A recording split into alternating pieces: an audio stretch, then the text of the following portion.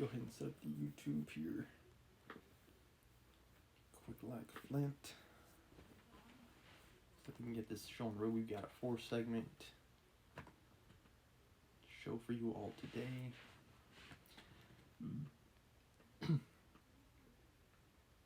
Solitude, Crime and Punishment, Hearthstone, and Fallout 76. So I want to get this on the road, so to speak.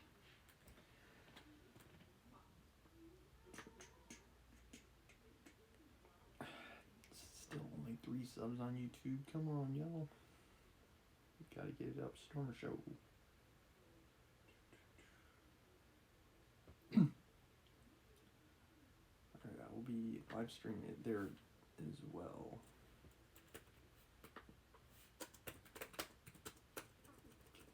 Remember capitalization.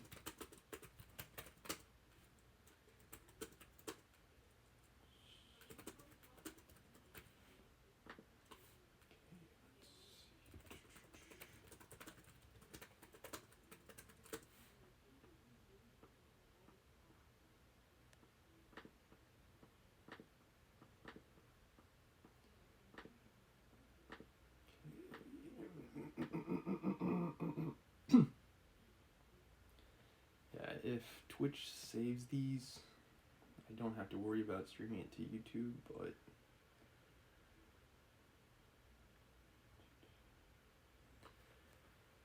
it's good to have YouTube as backup. Okay, check. Alright, nice.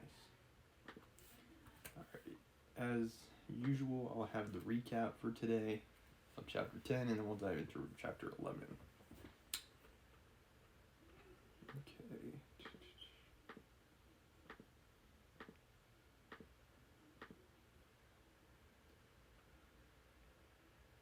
Years later, on his deathbed, Aureliano Segundo remembers the afternoon he meets his son for the first time, naming him Jose Arcadio II. His wife, Fernanda del Carpio, agrees with the name, because that can't possibly be confusing. Bristol believes it might be a bad idea, though, recalling that the Aurelianos of the family are typically withdrawn, while the Jose Arcadios are impulsive and marked by tragedy.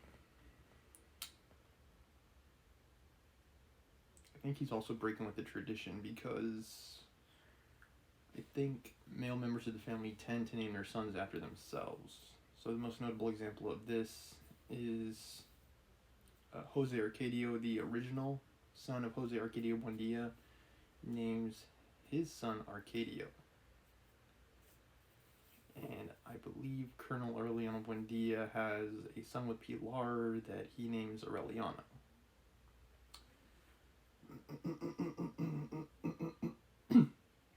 So this would be breaking somewhat with that line.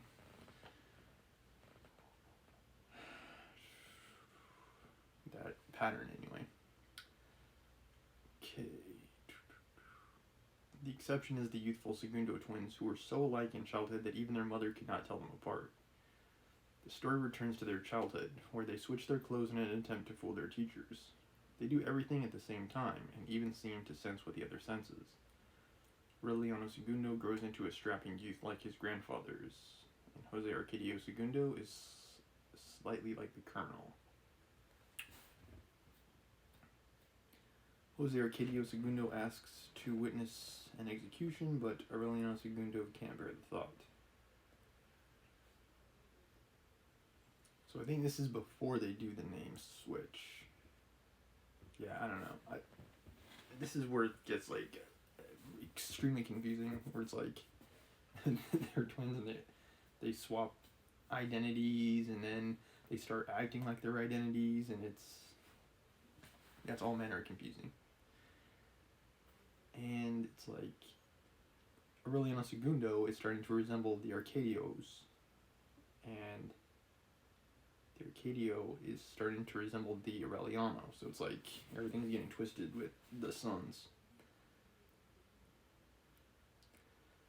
Aureliano Segundo shuts himself up on Milkate's laboratory. And this is taken from leadcharts.com, by the way. There are some typos here, but I'm paraphrasing them so they're grammatically correct. Reading a book of the fantastic stories he told, and Ursula confirms that they're all true. That the world is coming to an end, so those things don't happen in Wakanda anymore.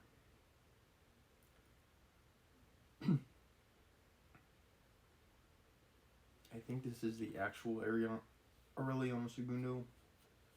That, or it's Arcadio Segundo, who is now acting like Aureliano Segundo. Let me see what it says when I click on Aureliano Segundo's name. The twin of Jose Arcadio Segundo and son of Santa Sofia de la Piedad and Arcadio. Aureliano grows to be a fat hedonist, loving orgies and behaving recklessly. So yeah, he starts acting more like an Arcadio, and then Arcadia starts acting like Aureliano, and I think they actually switch names too. And they start acting like their name. Yeah, instead of focusing on who they really are, I think I'll just focus on the name, so that way I can try to limit some of the confusion.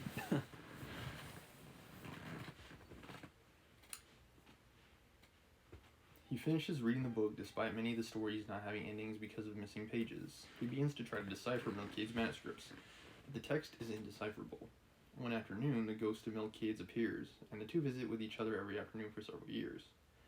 Milquiedes tells Aureliano Segundo that the manuscripts won't be deciphered until they are 100 years old. Ursula can't see Milquiedes, and so tells Aureliano Segundo that he is following in his great-grandfather's footsteps, talking to himself.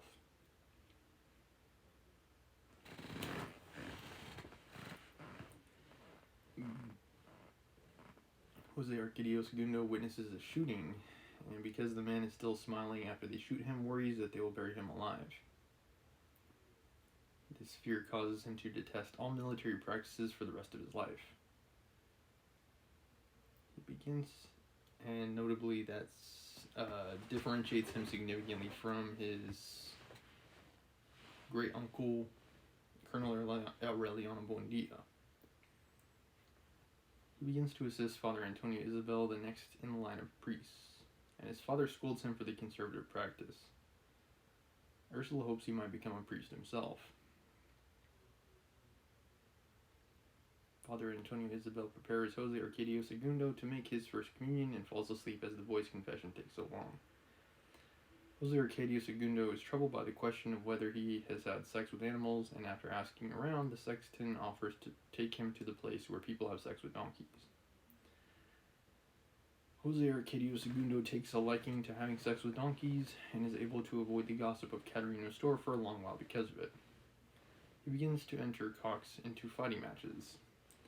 Ursula notes how different the twins have become despite their similar looks. Aureliano Segundo is approached on the street by a young woman who believes he is his brother,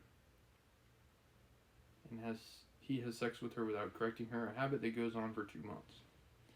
The twins become sick with a venereal disease caught from the young woman, causing Jose Arcadio Segundo to end the affair.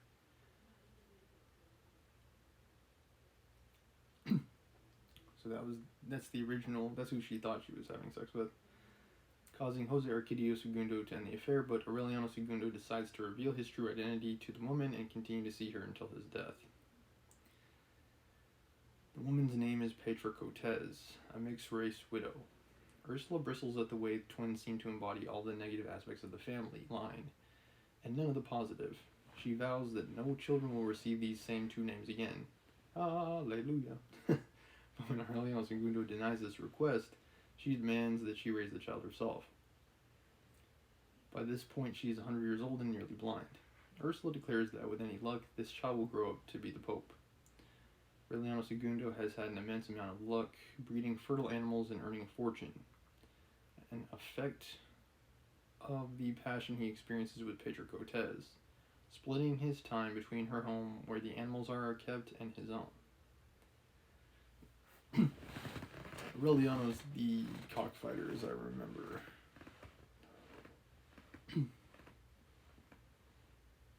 And he's also the one who's having sex with donkeys, right?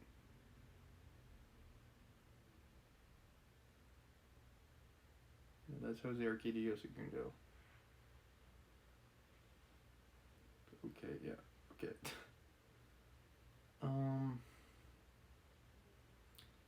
Aureliano Segundo tries to learn how to create goldfishes from Colonel Aureliano Buendia, but he grows quickly bored and returns to his livestock and Pedro Cortez.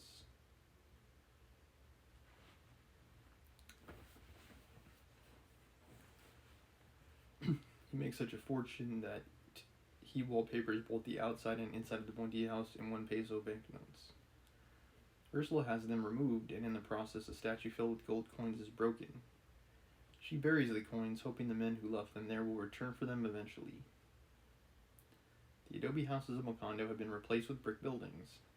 Jose Arcadio I attempts to open a boat line through the river, a near impossible task. Not Jose Arcadio I died.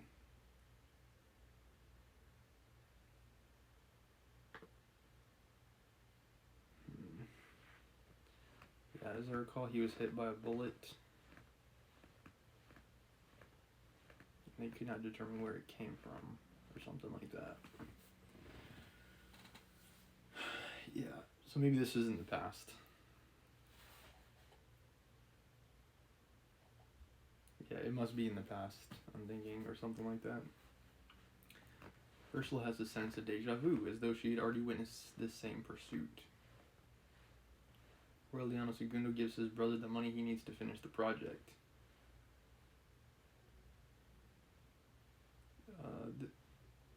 Yeah, maybe it's a typo here as well. Maybe it means Jose Arcadio Segundo. Yeah, I'm pretty sure it means Jose Arcadio Segundo, not the first. It can't be the first, because the first already died. But yeah, we're assuming it's talking about Jose Arcadio Segundo, who is also the brother of Aureliano Segundo, so that would make sense. Jose Arcadio Segundo is gone for a long while, and people speculate the request for a boat was a con, but one day a craft approaches on the river, bearing Jose Arcadio Segundo and numerous French matrons. The matrons close Caterino's store and promote a carnival. Jose Arcadio Segundo goes back to cockfighting. Remedios the Beauty is named Queen of the Carnival. Ursula thinks this is a bad idea, as she's been trying to keep her great-granddaughter out of the sight of the men of the town, allowing her to go only to church. A foreigner arrives to town and offers Remedios the Beauty a flower at Mass. Seeing her unveiled face for only an instant, from then on he plays music outside her window, trying to woo her. Remedios the Beauty remains completely oblivious to his advances. She's a simple creature who can barely take care of herself. Colonel Aureliano Buendia remains interested in only his goldfishes, shutting down all attempts to talk to him about the state of the country. He believes that the secret to good old age is to remain solitary. He's oblivious to the merriment of the carnival. At the carnival, another queen arrives, who appears to possess real authority, dressed in an emerald crown and ermine cape. Aureliano Segundo seats the two queens beside each other. A cry goes out in support of the liberal party, and rifle shots are lost in the clamor of fireworks. Many dead and wounded lie in the square, and the Bedouins who had accompanied the second queen are nowhere to be found. Aureliano Segundo carries the second queen to the house.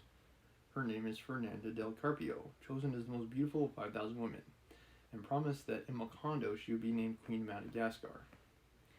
6 months later, after the massacre, Aureliano Segundo goes to retrieve her from her town so that he might make her his wife. They're married in a celebration that lasts 20 days.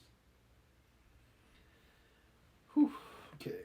And that was the recap of Chapter 10. Today we're diving into Chapter 11.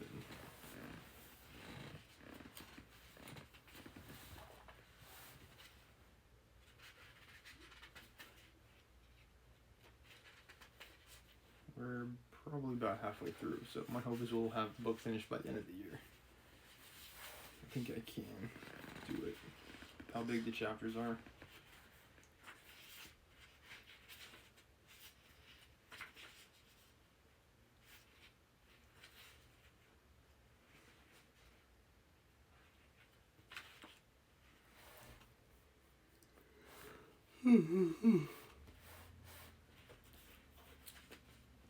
The marriage was on the point of breaking up after 2 months because Aureliano Segundo, in an attempt to placate Pedro Cortez, had a picture taken of her dressed as the Queen of Madagascar.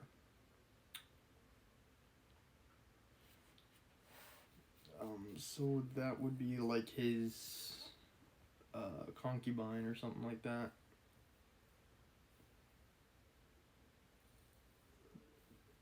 Because Aureliano Segundo is actually trying to marry Fernanda del Carpio, I believe.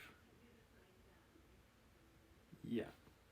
He's actually trying to marry Fernanda del Carpio. Pedro Cortez is just the person he's having sex with, I guess. When Fernanda found out about it, she repacked her bridal trunks and left Macondo without saying goodbye. Aureliano Segundo caught up with her on the Swamp Road. After much pleading and promises of reform, he succeeded in getting her to come home, and he abandoned his concubine. Pedro Cortez, aware of her strength, showed no signs of worry. She had made a man of him. While he was still a child, she had drawn him out of Melchior's room, his head full of fantastic ideas and lacking any contact with reality. She had given him a place in the world. I'm not convinced that's a good thing. Nature had made him reserved and withdrawn, with tendencies towards solitary meditation. She had molded an opposite character in him, one that was vital, expansive, open, and she had injected him with a joy for living and a pleasure in spending and celebrating until she had converted him, inside and out, into the man she dreamed of for herself ever since adolescence. Then he married, as all sons marry sooner or later. He did not dare tell her the news. He assumed an attitude that was quite childish under the circumstances, feigning anger and imaginary resentment so that Pedro Cortez would be the one who would bring about the break. One day when Aureliano Segundo approached her unjustly, she eluded the trap and put things in their proper place. What it all means, she said, is that you want to marry the queen. Aureliano Segundo, ashamed, pretended an attack of rage, said that he was misunderstood and abused, and did not visit her again.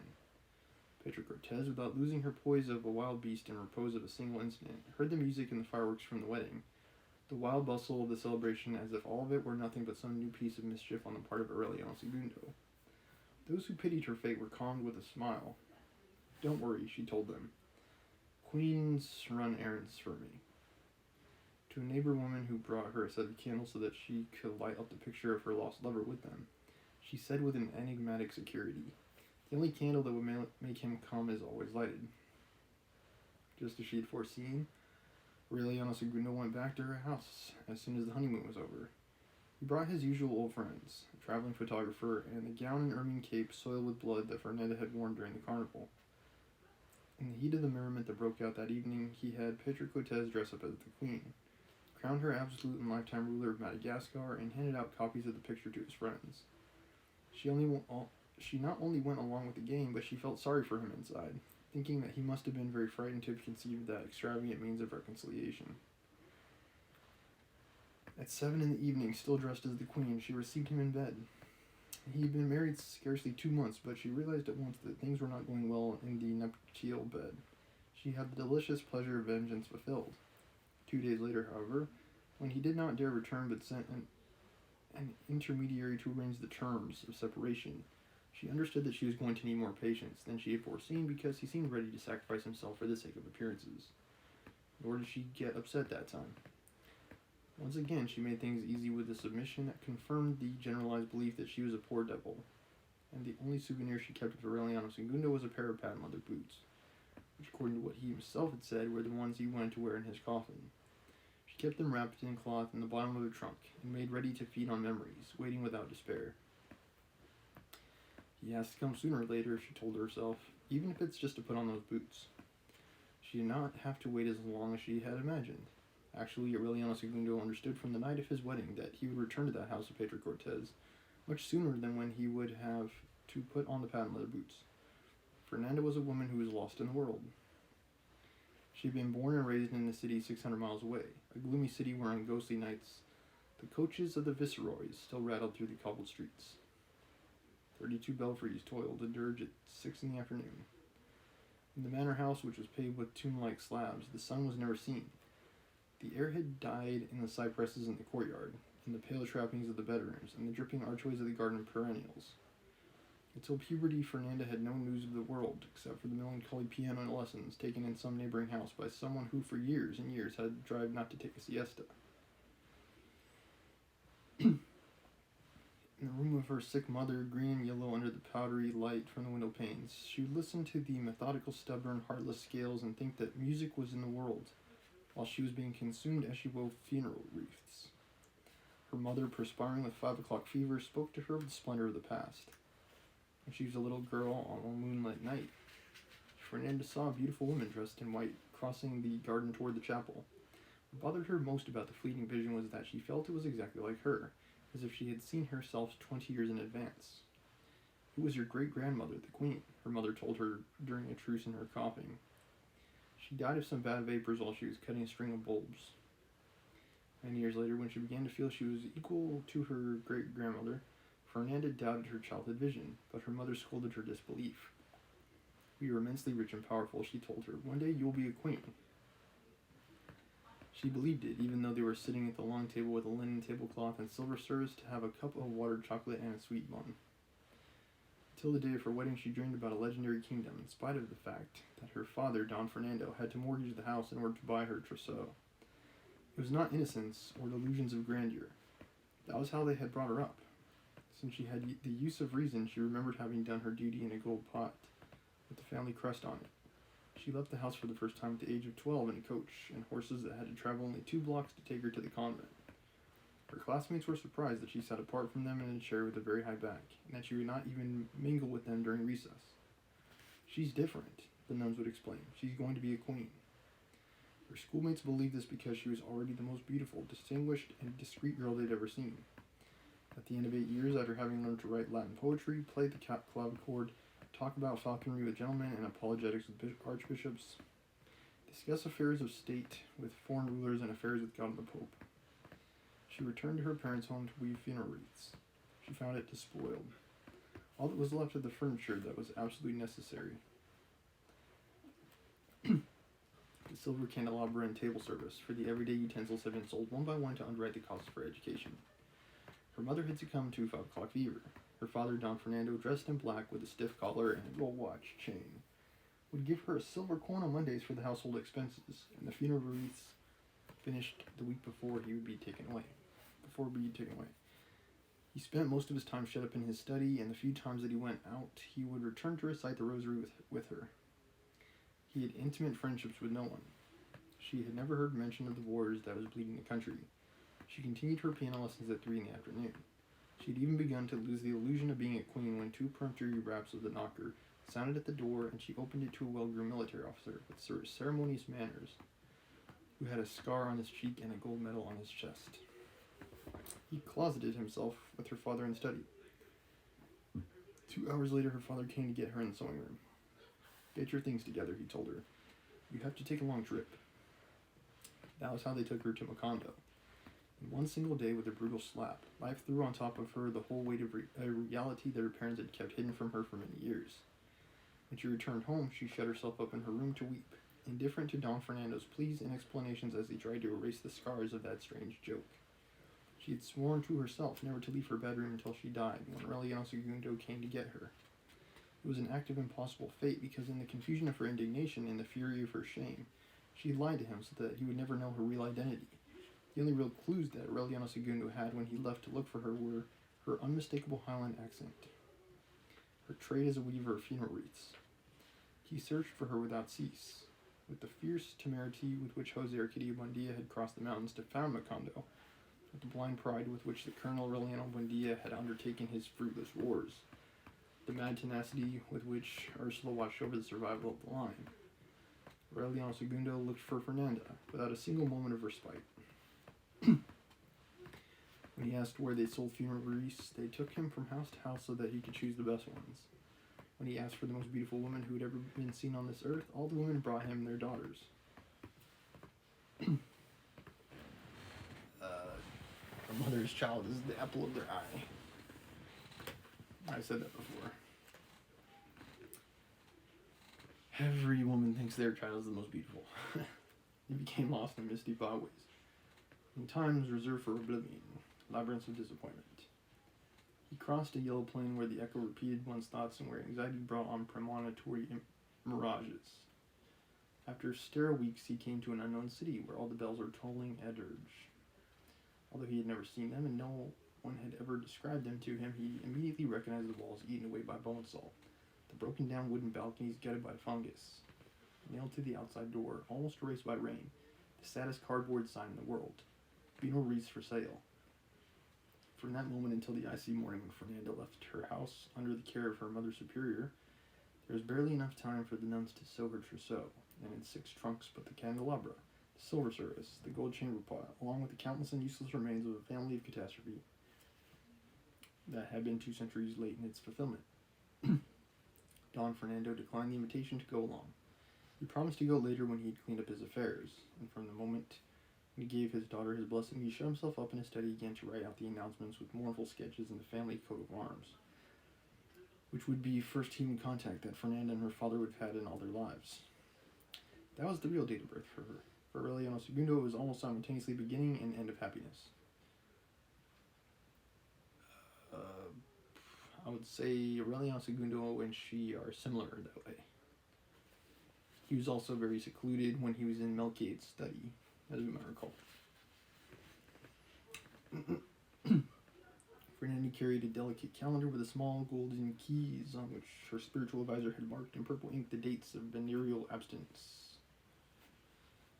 Not counting Holy Week, Sundays, holy days of obligation, First Fridays, retreats, sacrifices, and cyclical impediments. Her effective year was reduced to 42 days that were spread out through a web of purple crosses. Aureliano II, convinced that time would break up that hostile network, prolonged the wedding celebration beyond the expected time. Tired of throwing out so many empty brandy and champagne bottles so that they would not clutter up the house, and at the same time intrigued by the fact that the newlyweds slept at different times and in separate rooms, while the fireworks, the music, and the slaughtering of cattle went on, Ursula remembered her own experience and wondered whether Fernanda might have a chastity belt too, which would sooner or later provoke jokes in the town and give rise to a tragedy. That tragedy was the guy that Jose Arcadio Buendia killed. I can't really remember his name. Like, he was in the book for such a brief time, and he's like murdered, and we only see him again as a ghost. Getting along now with Jose Arcadio Buendia as a ghost. And yeah, I can't remember his name.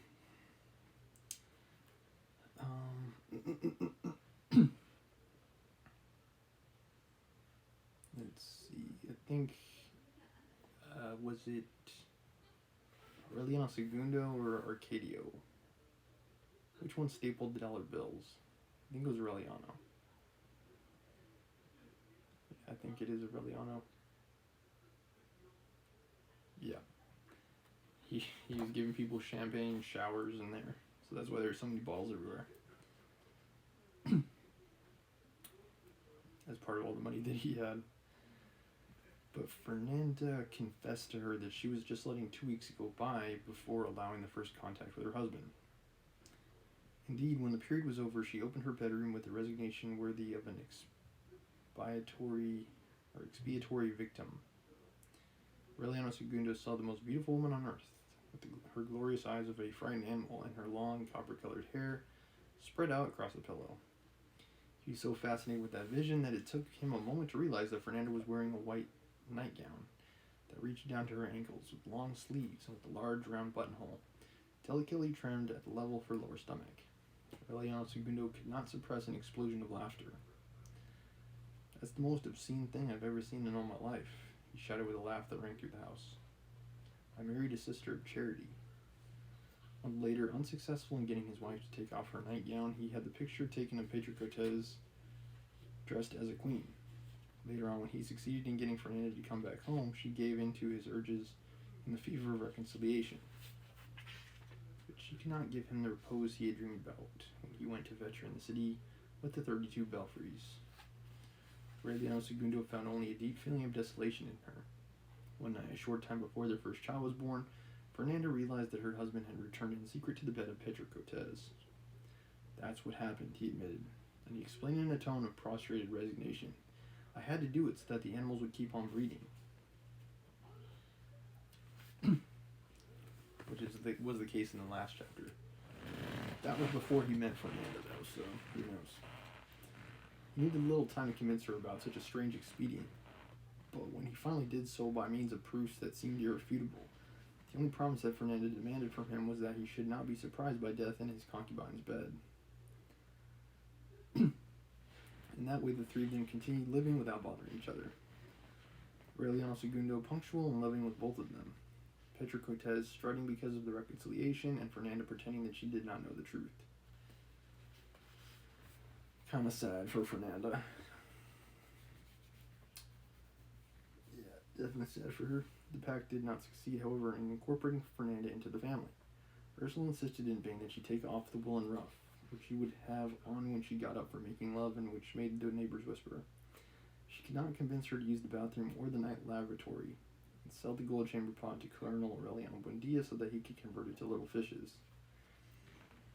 Amaranta felt so uncomfortable with her defective diction and her habit of using euphemisms to designate everything that she would always speak gibberish in front of her. Thifisif, she would say. Thifisif, one fos, office of, dos, thofisif, wasifu, tenant, tenandant. Thifisif, smufumelu, ofosif, tercer ofison, shifisifit.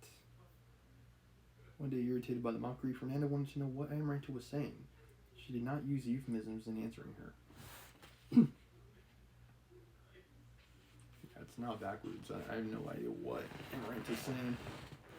It's kind of like Melchiades and Jose Arcadio Buendia. At some point, they also could not be understood by anybody. Except certain people. Like the ghost for Jose Arcadio Buendia. I was saying, she told her, that you're one of those people who mix up their ass and their ashes.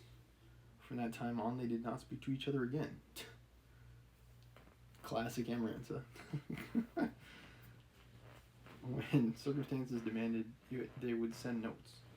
In spite of the visible hostility of the family, Fernanda did not give up her drive to impose the customs of her ancestors.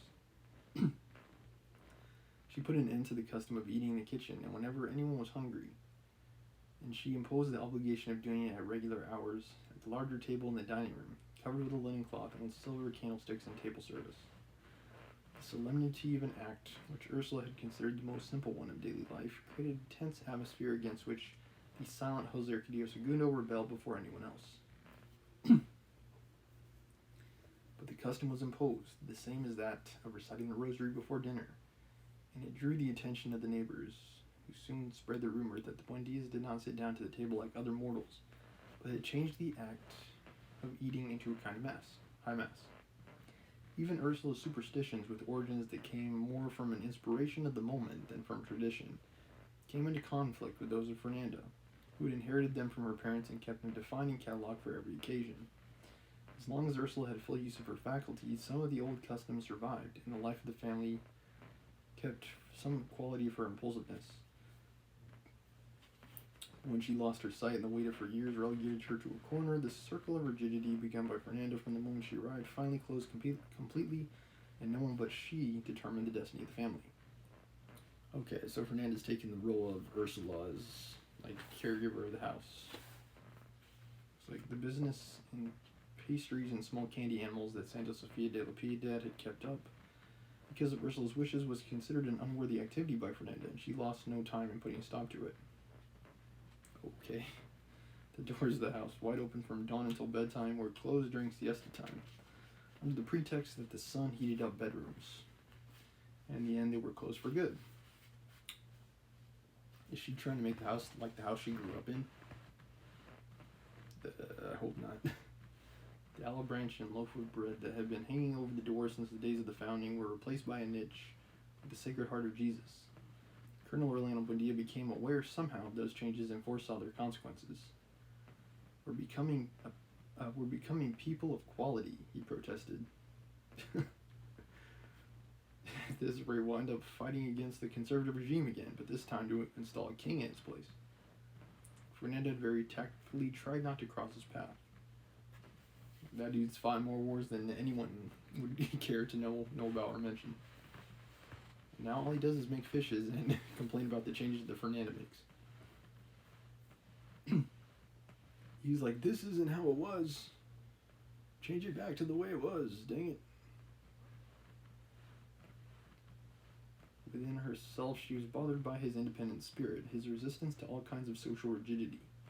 She was exasperated by his mugs of coffee at 5 in the morning, the disorder of his workshop, his frayed blanket, and his customers sitting in the street door at dusk.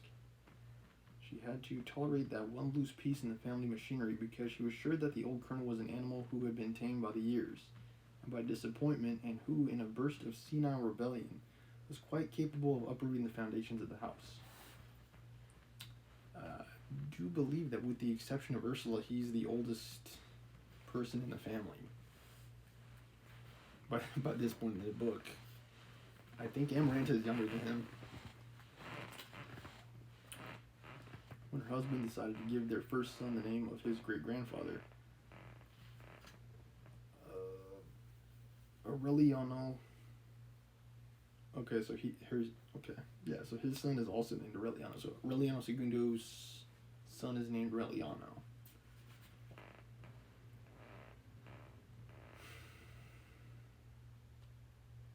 Wait a second, great-grandfather?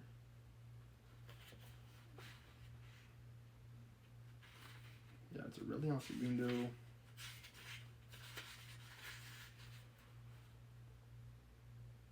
It must mean Jose Arcadio. Yeah, it must mean Jose Arcadio.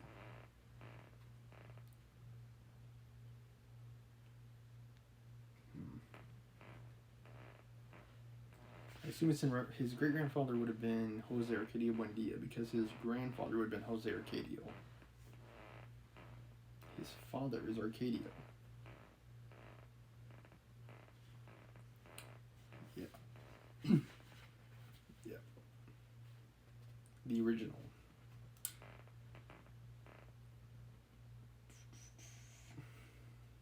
Let's see, where was I?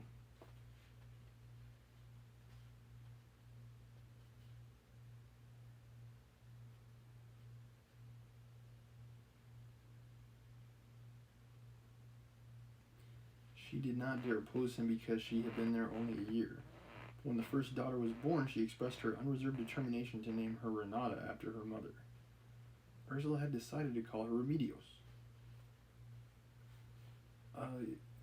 So this is not Remedios the Beauty, right? After a tense argument in which Aureliano Segundo acted as the laughing go-between, they baptized her with the name Renata Remedios, but Fernanda went on calling her just Renata, while her husband's family and everyone in town called her Meme, a diminutive of Remedios. Okay, let's check the chart again. Yeah. So, Remedios the Beauty would have been Renata Remedios' aunt. Yeah, that would be her aunt, the other Remedios.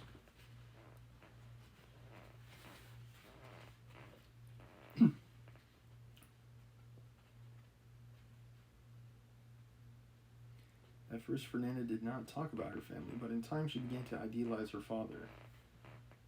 She spoke of him at the table as an exceptional being who had renounced all forms of vanity and was on his way to becoming a saint. Aureliano Segundo, startled at that unbridled glorification of his father-in-law, could not resist the temptation to make small jokes behind his wife's back. The rest of the family followed his example. Even Ursula, who was extremely careful to preserve family harmony and who suffered in secret from her domestic friction, once allowed herself the liberty of saying that her little great-grandson had his pontifical future assured because he was the grandson of a saint and the son of a queen and a wrestler. In spite of that conspiracy of smiles, the children became accustomed to think that their grandfather is a legendary being who wrote them pious verses in his letters, and every Christmas sent them a box of gifts that barely fitted through the outside door. Actually, they were the last remains of his lordly inheritance. They used them to build an altar of life-size saints in their children's bedroom, saints with glass eyes that gave them a disquietingly lifelike look, whose artistically embroidered clothing was better than that worn by any inhabitant of Macondo. Little by little, the funereal splendor of the ancient and icy mansion was being transformed into the splendor of the House Mendia. So it's like changing back now, I guess. They've already sent us the whole family cemetery, Aureliano Segundo commented one day. All we need now are the weeping willows and the tombstones. Although nothing ever arrived in the boxes that the children could play with, they would spend all year waiting for December because, after all, the antique and always unpredictable gifts were something new in the house. Actually, no, right? If we remember, Pietro Crispi would also bring and give them gifts. So they must be forgetting that. He did die a long time ago, so maybe it's being lost to time. Okay.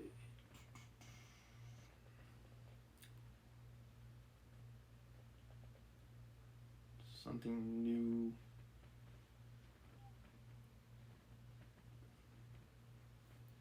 I guess the gifts, in some sense, are new. They're new gifts. They're not the first, is what I was trying to say. On the 10th Christmas, when little Jose Arcadio was getting ready to go to the seminary, the enormous box from their grandfather arrived earlier than usual. The enormous box from their grandfather arrived earlier than usual, nailed tight and protected with pitch. Addressed in the usual Gothic letter to the very distinguished lady, Doña Fernanda del Carpio de Buendia. While she read the letter in her room, the children hastened to open the box. Gated as was customary by Aureliano II, they broke the seals, opened their cover, took out the protective sawdust, found inside a long lead chest closed by copper bolts. Aureliano II took out the 8 bolts as the children watched impatiently. He barely had time to give a cry and push the children aside, when he raised the lead cover and saw Don Fernando, dressed in black, with a crucifix on his chest, his skin broken out in pestilential sores, and cooking slowly in a frothy stew with bubbles like live pearls. I believe their grandfather is Arcadio, if I'm not mistaken.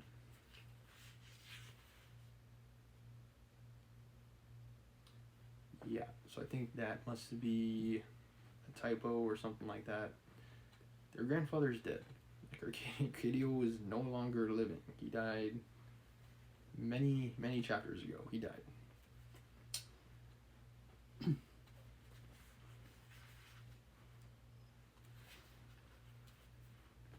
Yeah, they must mean, I think, Colonel Aureliano Buendia,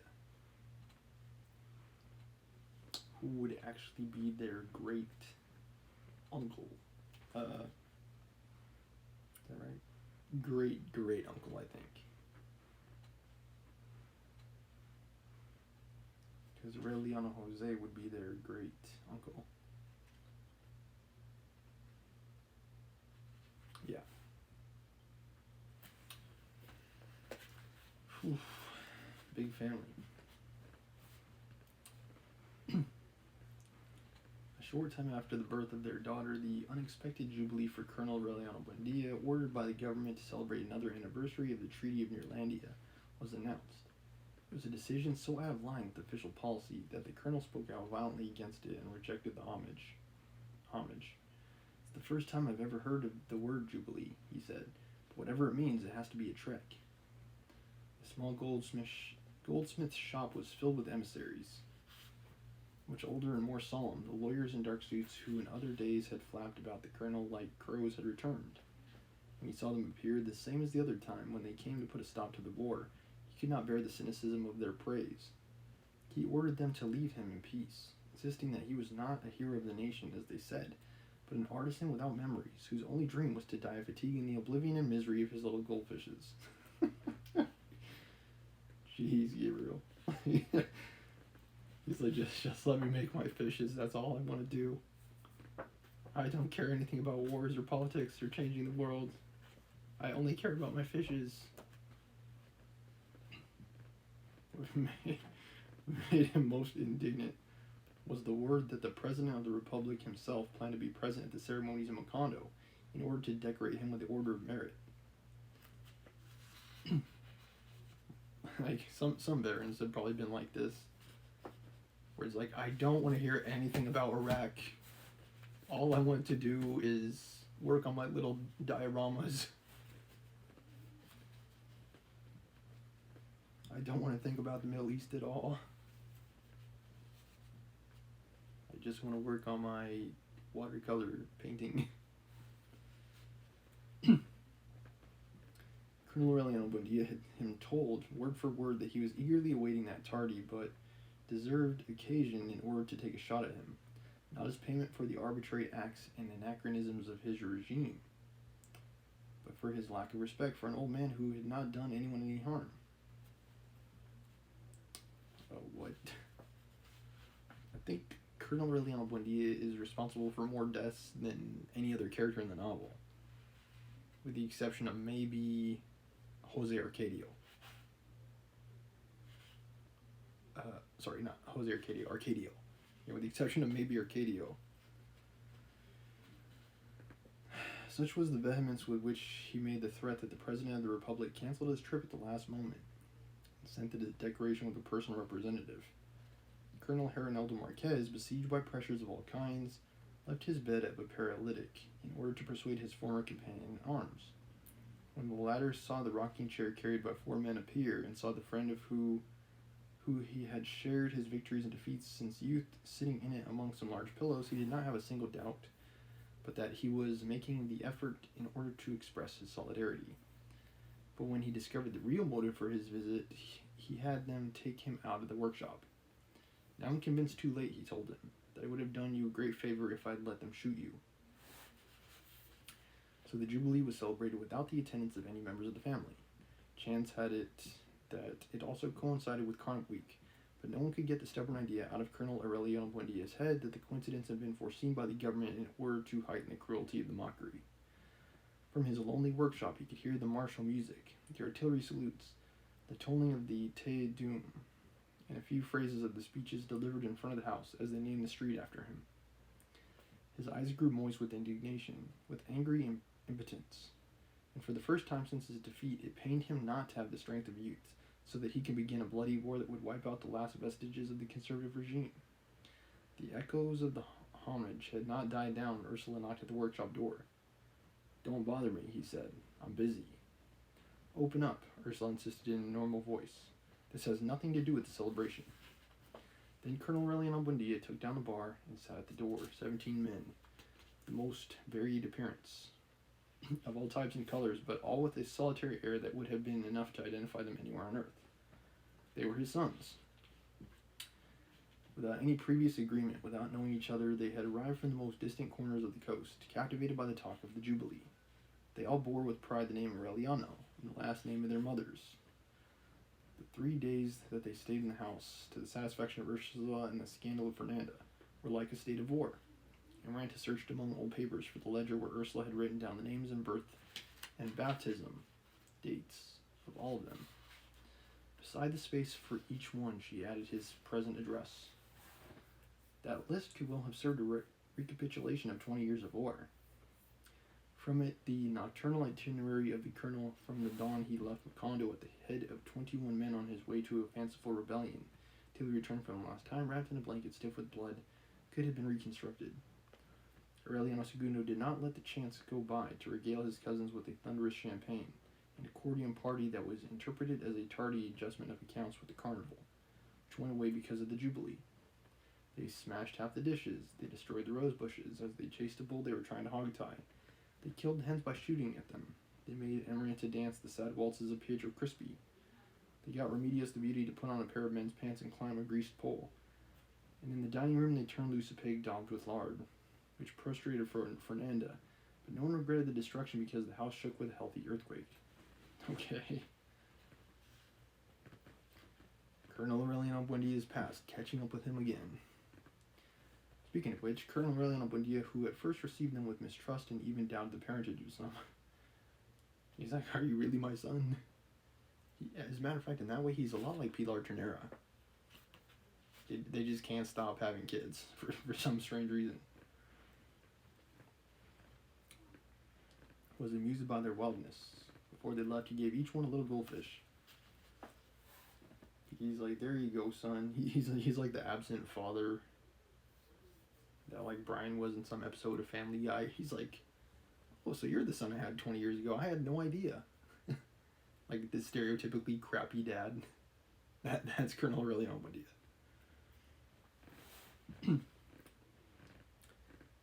Ladies in the world, if you should see any men like this, Stay clear. Don't even go there. Don't even think about it, because there are enough single moms out there. You can bet your bottom dollar on it. Even the withdrawn Jose Arcadio Segundo offered them an afternoon of cockfights, which was at that point of ending in tragedy because several of the Aurelianos were so expert in matters of the cockpit that they spotted Father Antonio Isabel's tricks at once. Aureliano Segundo, who saw the limitless prospect of wild times offered by those mad relatives, decided that they should all stay and work for him. The only one who accepted was Aureliano Triste, the big mulatto with the drive and explorer spirit of his grandfather. He'd already tested his fortune in half the world, and it did not matter to him where he stayed. The others, even though they were unmarried, considered their destinies established. They were all skillful craftsmen, the men of their houses, peace-loving people. What? They're peace-loving people who practically destroy the house. Like, okay. The Ash ones did before they went back to scatter out along the coast. Amaranta got them to put on Sunday clothes and accompany her to church. More amused than devout, they let themselves be led to the altar rail where Father Antonio Isabel made the sign of the cross and ashes on them. Back at the house, when the youngest tried to clean his forehead, he discovered that the mark was indelible. So were those of his brothers. They tried soap and water, earth and a scrubbing brush, lastly a pumice stone and lye. But they could not remove the crosses. On the other hand, Amaranta and the others who had gone to Mass took it off without any trouble. It's better that way, Ursula stated as she said goodbye to them. From now on, everyone will know who you are. They went off in a troop, preceded by a band of musicians. Shooting off fireworks, they left behind in the town an impression that the Buendia line had enough seed for many centuries. Exactly. It's like Abraham all over again. It's like, it just keeps growing the family. Explosive growth. Aureliano Triste, with the crosses of ashes on his forehead, set up on the edge of town the ice factory that Jose Arcadio Buendia had dreamed of in his inventive delirium. Some months after his arrival, when he was already well known and well liked, Aureliano Triste went about looking for a house so that he could send for his mother and an unmarried sister, who was not the colonel's daughter. He became interested in the rundown big house that looked abandoned on a corner of the square. He asked who owned it. Someone told him that it did not belong to anyone. That in former times, a solitary widow who fed on earth and whitewashed from the walls had lived there. That in her last years, she was seen only twice on the street with a hat of tiny artificial flowers and shoes of color of old silver when she crossed the square to the post office to mail a letter to the bishop, Rebecca. And it's not clear how she died. Like, she goes into, like, what they call, like, seclusion. She, like, starts leading a solitary life with the death of Jose Arcadio. After that, like, we don't see or hear from her anymore.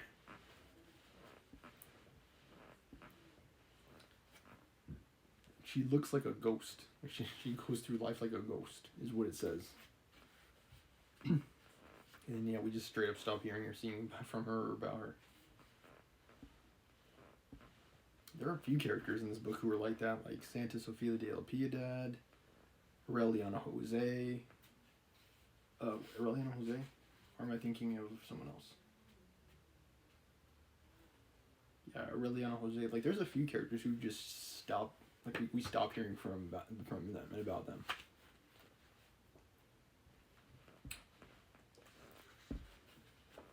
Pilar Ternera. Another character who doesn't explicitly die in the book. We just stop hearing about her. Like, she gets old and then we stop hearing about her.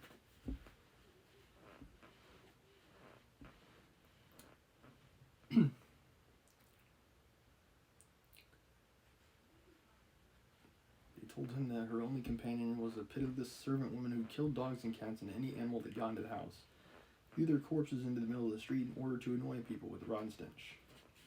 So much time had passed since the sun had mummified the empty skin of the last animal that everyone took it for granted that the lady of the house and the maid had died long before the wars were over, and that if the house was still standing it was because in recent years there had not been a rough winter or destructive wind. The hinges had crumbled with rust. The doors were held up only by clouds of cobwebs. The windows were soldered shut by dampness. The floor was broken by grass and wildflowers. and in the cracks, lizards and all manner of vermin had their nests, all of which seemed to confirm the notion that there had not been a human being there for at least half a century. The impulsive Aureliano Triste did not need such proof to proceed. He pushed on the main door with his shoulder, and the worm-eaten wooden frame fell down noiselessly amid a dull cataclysm of dust and termite nests.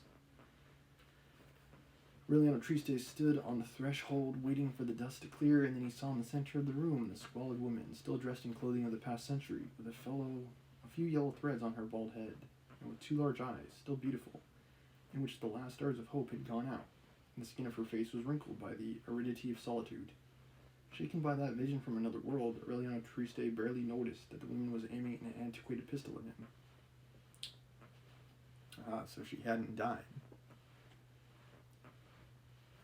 So why was it saying she did? It's like she left such a small footprint, people thought she died, I guess. Like, whatever happened to her, I don't know.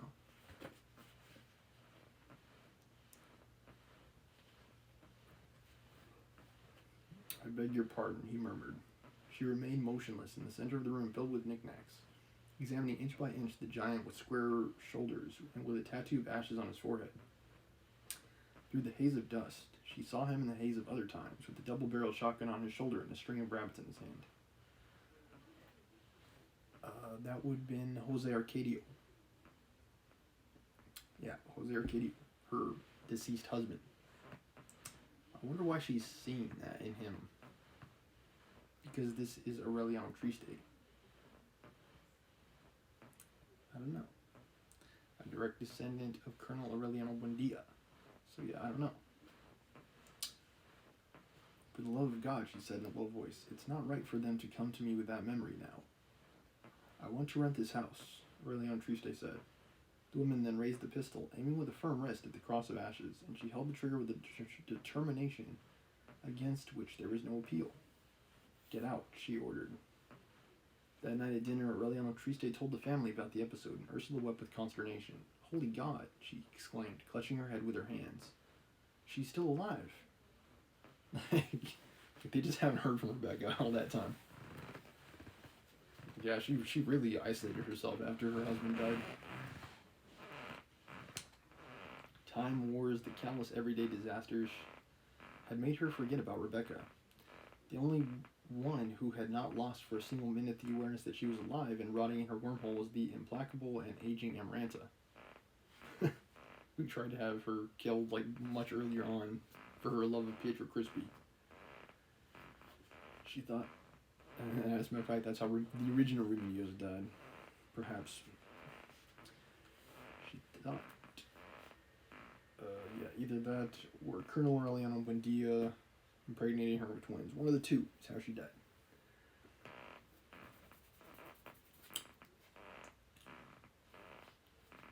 Okay, let's see. She thought of her at dawn when the ice of her heart awakened her in her solitary bed.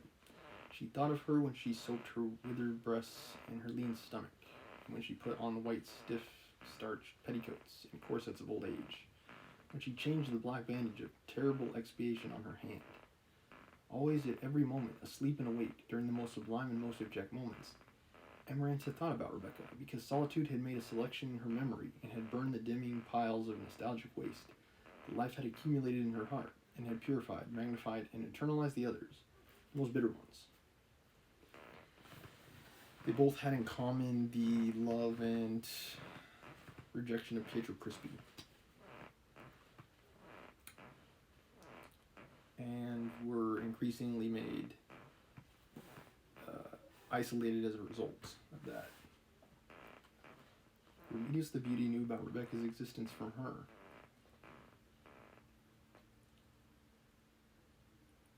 Amaranta, yes. Every time they passed the rundown house, she would tell her about an unpleasant incident, a tale of hate, trying in that way to make her extended rancor be shared by her niece, consequently prolonged beyond death. But her plan did not work because Remedios was immune to any kind of passionate feelings and much less to those of others. Remedios is more like Amaranta that way.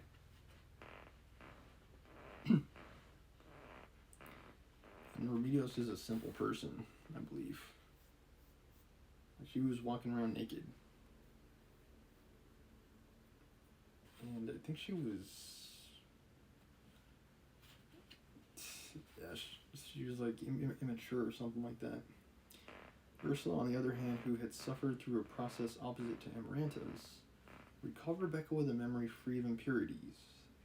For the image of the pitiful child brought to the house with the bag containing her parents' bones prevailed over the offense that had made her unworthy to be connected to the family tree any longer. I wonder what that is. Yeah, I don't know.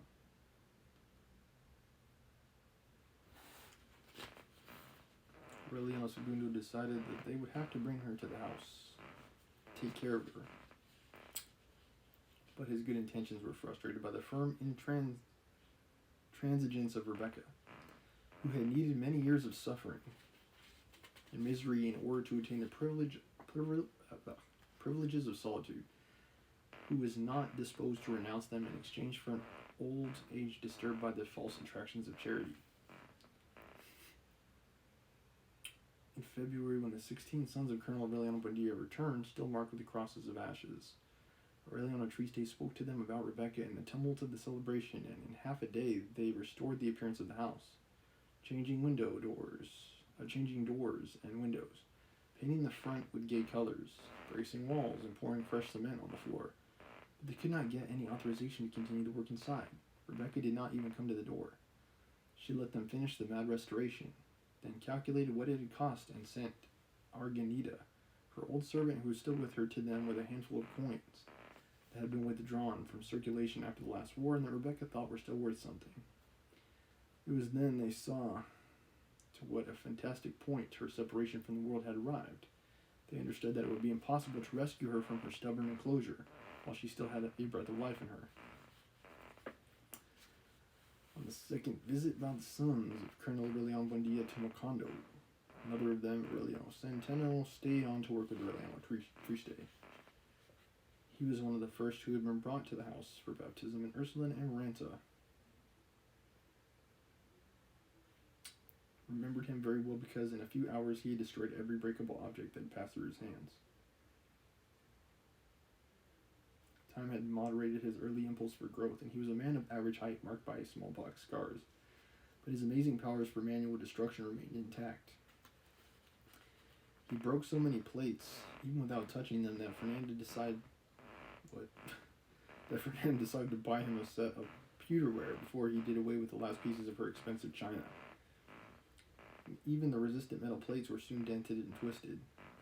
But to make up for that irremediable power, which was exasperating even for him, he had a cordiality that won him immediate confidence of others, and a stupendous capacity for work. In a short time, he'd increased the production of ice to such a degree that it was too much for the local market, and Aureliano Triste had to think about the possibility of expanding the business to other towns in the swamp. It was then that he thought of the decisive step, not only for the modernization of his business, but to link the town with the rest of the world. "We have to bring in the railroad," he said. That was the first time that the word had ever been heard in Macondo.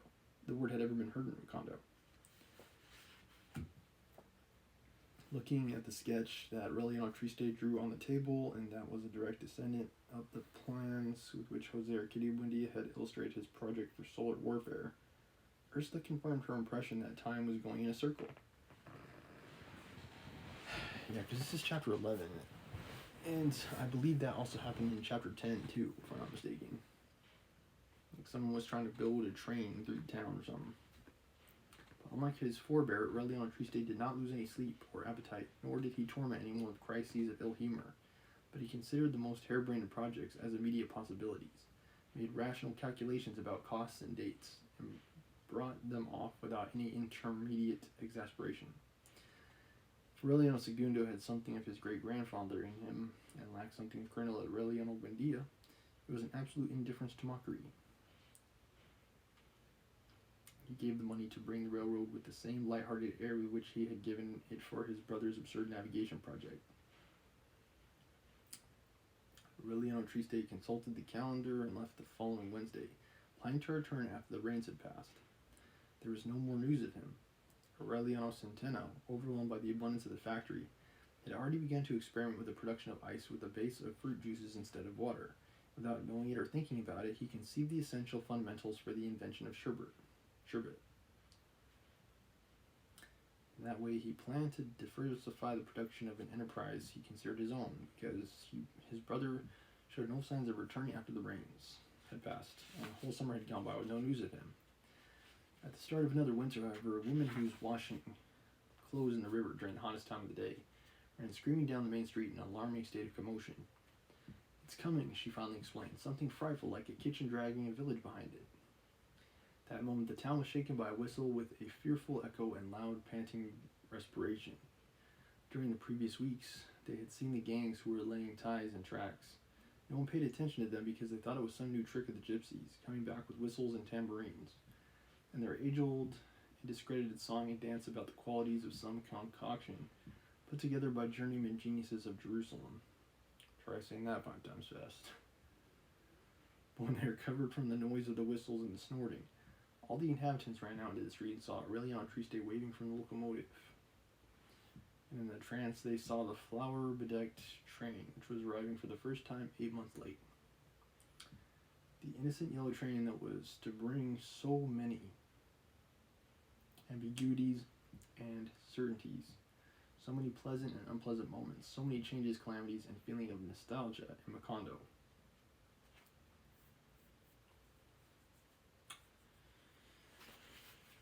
Alright.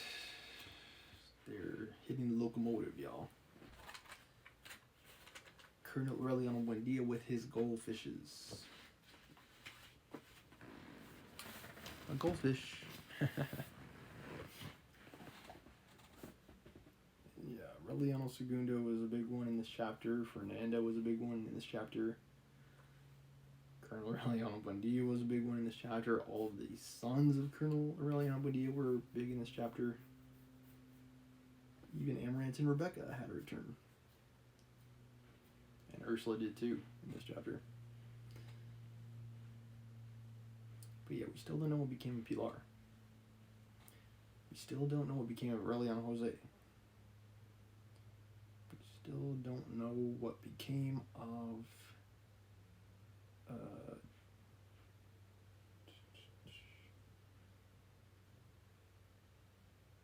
Santa Sofia de la Piedad. Like, we only hear from or about Aureliano or Arcadio Segundo, and sometimes Remedios. People are marveling at how beautiful she is, but like, we never hear or see from the mom at all. Like, it's just Ursula and Fernanda we hear about. Alright, be back with Crime and Punishment. Thank you for watching. Thank you for subscribing on YouTube and following on Twitch. I'll be right back. 4 parts show today.